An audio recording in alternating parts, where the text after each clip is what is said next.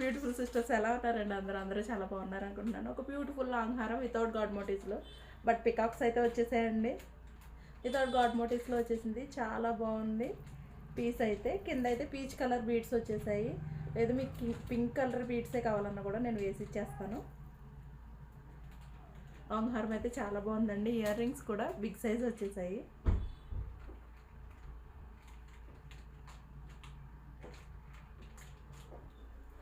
నెక్కకు వేసుకుంటే లుక్ అయితే ఇంత బాగుంటుందండి.